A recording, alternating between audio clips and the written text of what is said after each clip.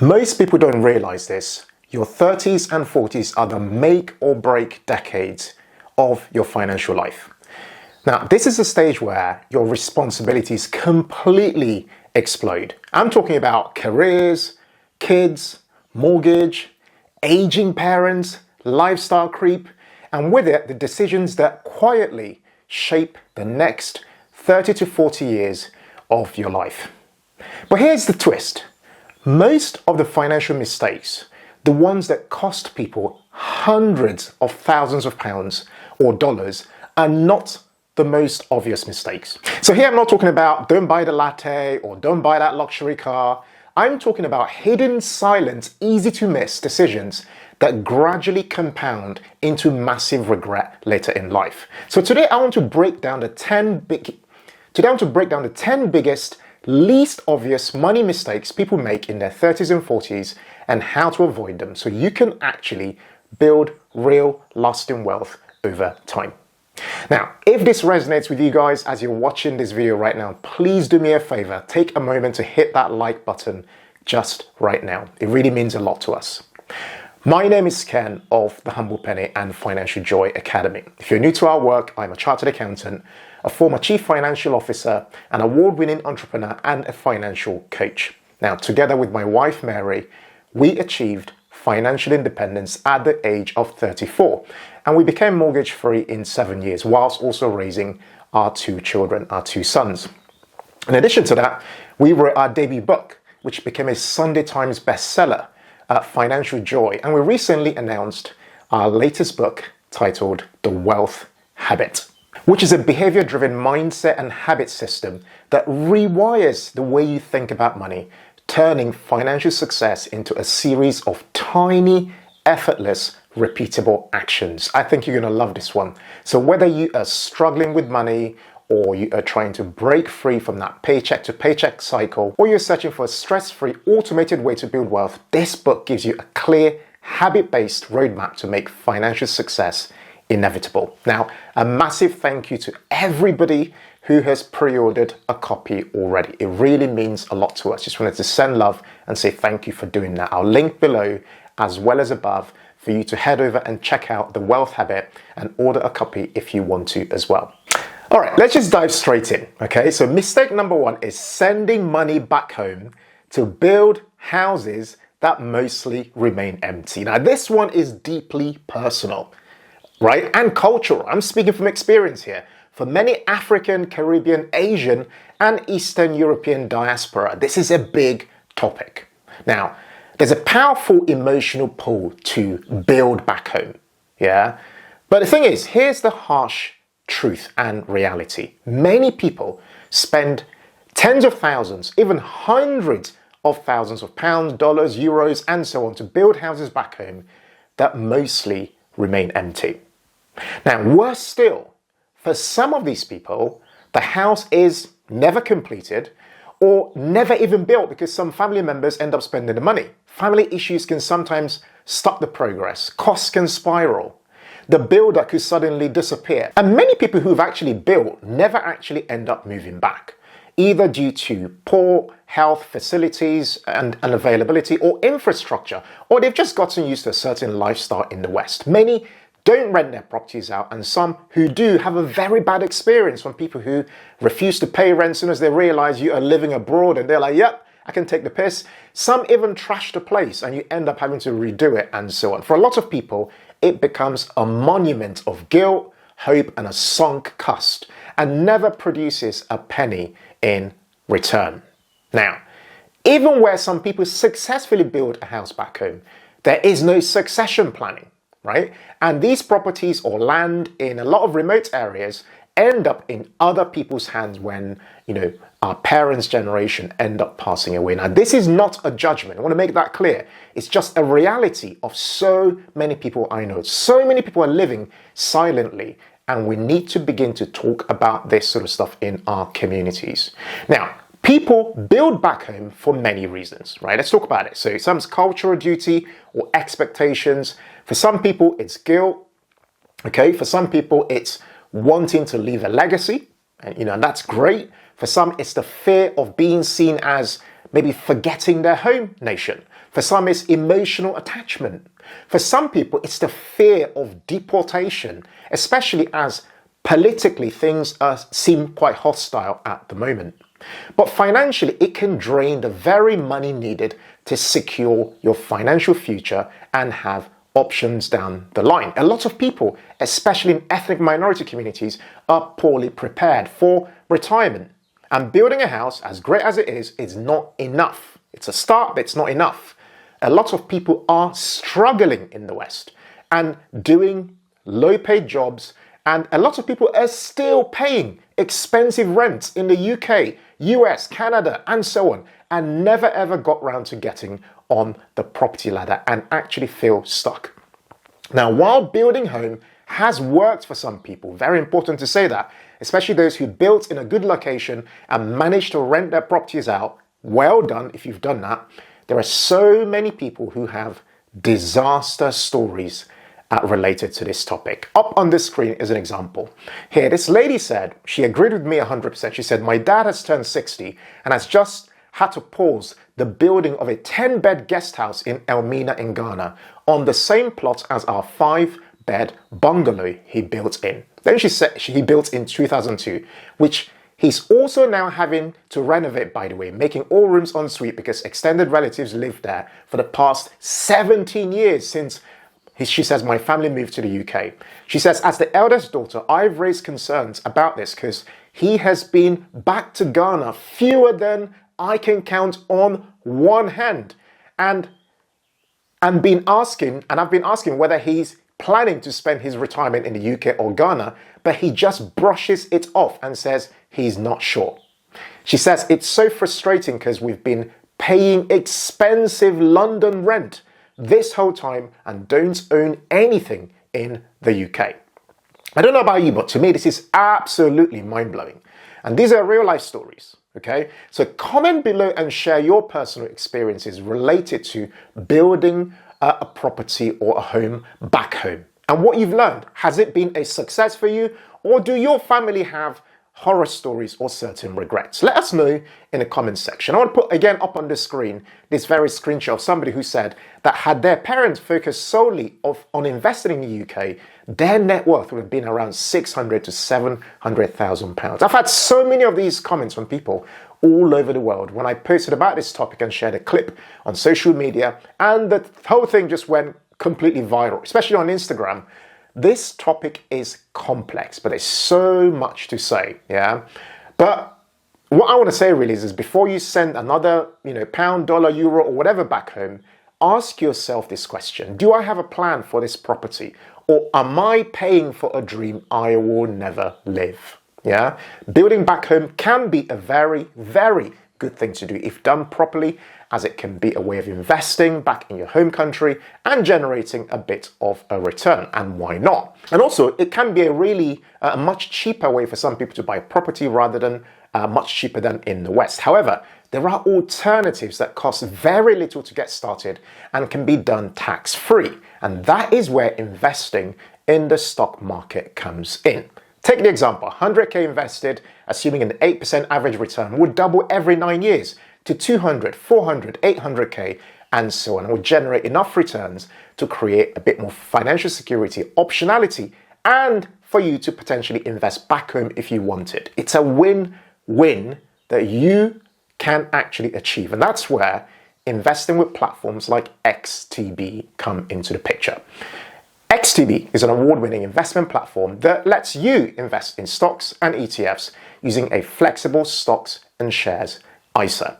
They offer more than 7,500 stocks and ETFs from around the world, perfect for long-term wealth building. And you can earn up to 4.25% interest on your GBP on invested funds. And right now, you can get a free Rolls-Royce share and invest with 0% commissions with XTB. Now, note that the free stock promotion only runs until the 30th of November for new XTB clients, subject to limited availability. Now, to receive your free Rolls-Royce share from XTB, you just need to follow 3 simple steps. Step 1, register and open an XTB account, okay? Step 2, You need to deposit funds into your account for the very first time. And then the third step is get your free share. Once you successfully deposit funds, a free Rolls-Royce share will be automatically added to your account within 3 business days. Click the link below to open an account with XTB today and start investing with a free share. Okay, let's look at mistake number 2, which is marrying the wrong partner. Whoo! Imagine marrying someone who is controlling, abusive, and unaligned with your vision. Now, this is one of the most expensive financial decisions you will ever make. And society rarely ever talks about it. Now, the choice of the partner affects so much in your life, such as your spending habits, your earnings potential, your stress levels, right? I'm sure you can identify with that one.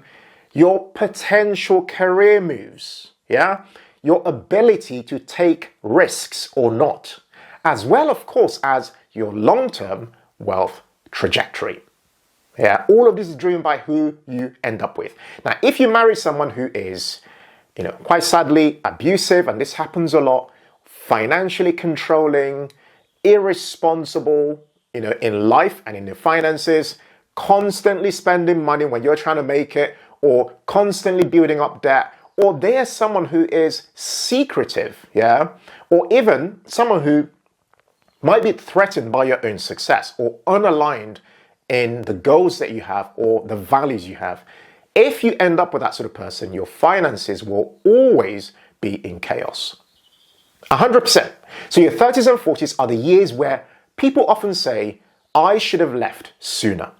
So choosing the right partner is not just about, we're in love, and that's great. It's also about building a future where both lives expand together and not shrink.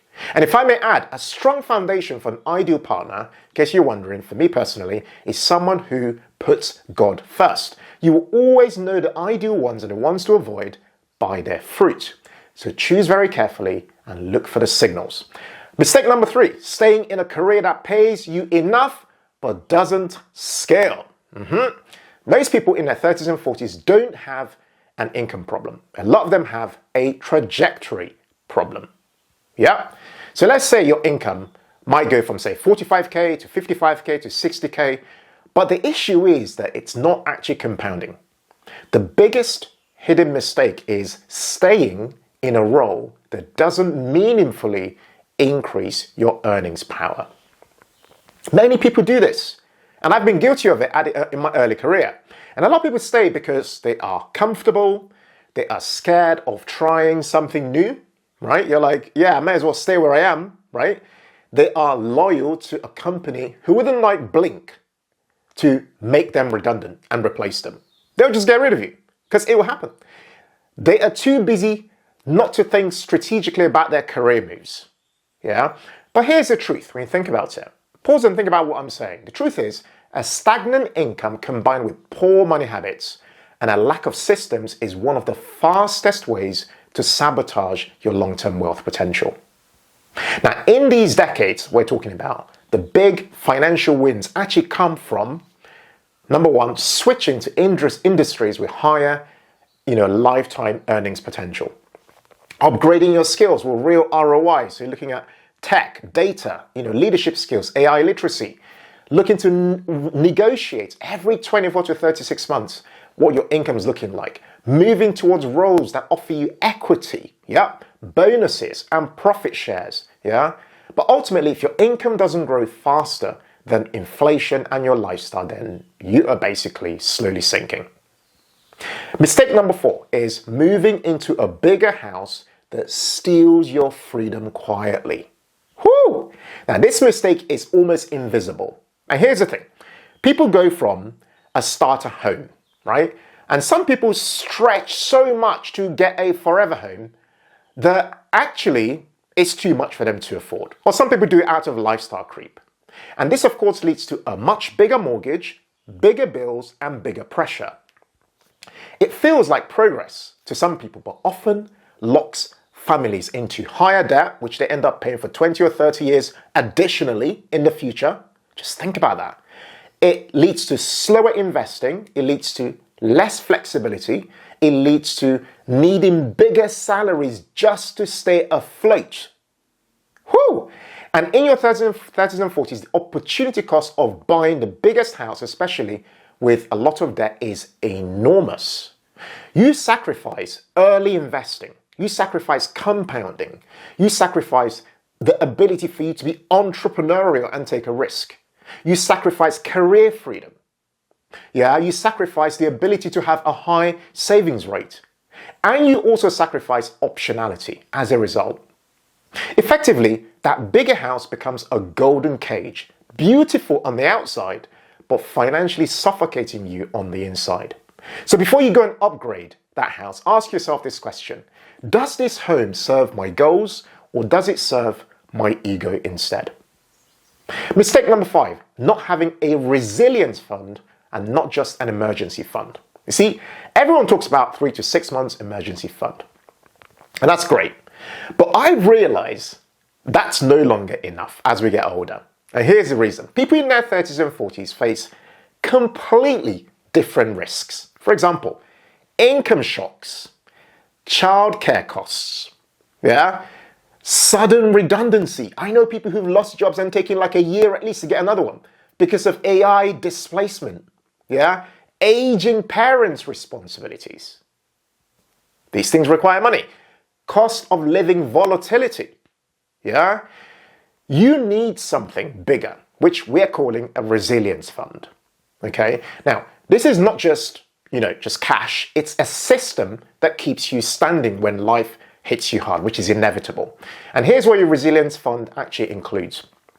So in that resilience fund would be a cash buffer, a short-term investment buffer, income diversification, right? Because you need an alternative, a low-cost lifestyle lever. By that I mean, how quickly can you downscale your life, right? And then finally, affordable insurance. So things like critical illness or income protection. Most people fail financially because they only prepare for surprises and not the storms, which end up being what they end up with in their lives. Now, mistake number 6 is the lost years of not investing. Now, this is the quietest wealth destroyer. It's not just not investing, but actually the lost years of not investing. Those years you spend saying things like, do you know what? You say things like, I don't know where to start investing. I am afraid of losing my money. So you keep it in your current account, for example, which is born out of a scarcity mindset, by the way. I'll invest when I earn more money. You keep telling yourself that, not knowing you need the habits in the first place. I'll start once things calm down. But actually, things never ever calm down in life, do they? People wait so long for clarity that they lose the only advantage that they can't recover, which is time. I know very smart people who are well educated, but who've only discovered a stocks and shares ISA in their 40s, for example. The truth is, even investing £50 to £100 or dollars a month can radically change your financial future. The people with the biggest regrets later on in life aren't those who invested small amounts. No, it's the ones who waited for the perfect moment to come. And of course, as we know in life, that perfect moment never comes. Mistake number 7 is avoiding hard conversations, effectively being allergic to conflict. Most divorces, debt spirals, money mistakes begin with silence. Let that one sink in. People avoid conversations like things like this. For example, are we underestimating our spending and overestimating what's left? For example, we can't keep going. We need to reduce our lifestyle. People aren't having those conversations. People aren't asking themselves, oh, this school fees we're paying is too much. Why are we actually doing this? Is it time for us to pivot? I see this a lot in the African, Nigerian community. People don't ask themselves, your spending and my spending are not in alignment. We need to have a chat. People aren't saying, I'm drowning, but I'm afraid to tell you. Let's have a conversation. Avoidance compounds faster than interest on your debt actually does. Those who build wealth don't avoid tension. They actually address it earlier, and they do it kindly and they do it consistently. So talking about money isn't what will break your relationship. Avoiding it is what will make it happen. Mistake number 8 is outsourcing all your financial thinking to experts or to your partner. Yeah, people in their 30s and 40s are busy. They're doing stuff, working, family, life, paying bills. Life is overwhelming. Yeah, so they outsource their thinking. They say things like, my pension is being handled by my employer. My financial advisor knows best and has given me all the best advice. My accountant will sort it. He's dealing with it. Or she's dealing with it. HR must have explained all the benefits to me. They've got my back. Oh, the bank wouldn't advise me about something that isn't good for me, right? They've got my back too. Or they might even say things like, and I bet you don't expect this one, my partner is handling all our finances. In my opinion, this is actually pretty dangerous. Not because your advisors are bad, but because no one cares about your financial freedom more than you. Yeah? The subtle mistake is actually blind delegation rather than informed partnership. Yeah? Your financial advisor, let's be real, let's keep it real, cares about his or her fees. Your bank cares about the interest that you are paying on your debt. That's all they care about. Your accountant might not offer you the most tax-efficient advice, but will certainly send you his or her invoice. If you're in a terrible relationship, your partner might be quietly putting money into his or her investments, but not actually into yours. The reality is, if you don't pay attention, everyone else will be getting paid except for you. So you need to educate yourself and then get the advice. Yeah, that way you're not being played. The average person does the opposite. They get advice and then assumed they are being educated. Those who win financially in their 40s and 50s and beyond always keep their brains switched on. You can't outsource stewardship. This is it. You cannot. You can outsource tasks, but never the thinking. Mistake number 9, raising children without a wealth plan. Okay. Now, kids are a blessing. We've got kids. But most parents massively underestimate the financial impact. And here's a hidden mistake. It's raising children reactively rather than strategically. Yeah? And in my over a decade of raising children, I know that you need to plan for things like school choices, activities. You need to think about savings for them. Yeah? You need to think about, and this is one that people ignore, your own retirement. Yeah, don't sacrifice this for your kids. You need to think about boundaries on financial expectations. You need to think about lifestyle choices that don't sabotage your future. Because think about it. If you're not around, what good is that to your children? Families who thrive financially, in my experience, do one thing well. They make decisions based on values and not just on pressure. Mistake number 10 is always being one big decision away from freedom. Now, let me explain. Now, this is a silent killer, this one. People say things like, once I get promoted, then I'll do blah, blah, blah. Once we buy the house, then I'll do this, this, and this. Once the kids start school, then I might be able to do this and that. Once the mortgage drops, then this, this, and this. Or even, once this business takes off, then blah, blah, blah, blah, blah. They delay financial action because they believe that freedom will come from one big event.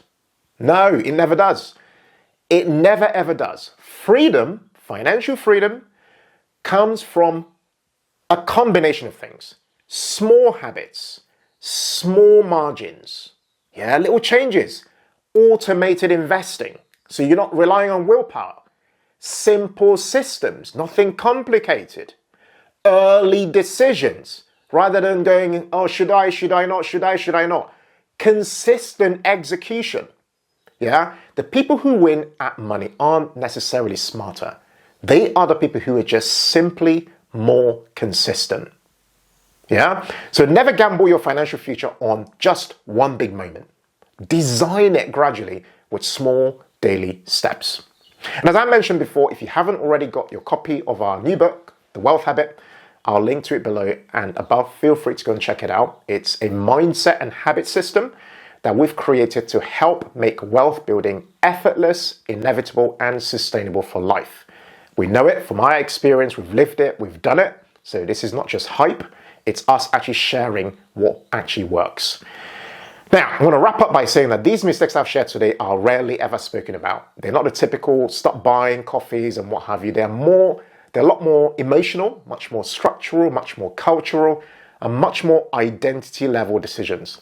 But if you can do your best to avoid some or most of them, the next 10 to 20 years of your life will look completely different. And remember, wealth isn't about perfection. It's about small, consistent, smart moves that compound quietly in the background while you actually enjoy your life. Now, if you've enjoyed today's video, please take a moment to hit that like button. And while you're there, please subscribe and share this video with somebody else in their 20s, 30s, 40s, or whoever will find it useful. But let me know in the comments, which of the 10 mistakes that I spoke about today most resonated with you? Jump in the comments and let me know. And don't go anywhere. Check out this next video over here titled, Why Your First 100K is the Magical Number for Reaching £1 million or $1 million. I think you're going to love this one. Thank you guys so much for watching today's video. And as always, in all things, be thankful and seek joy. Take care and bye for now.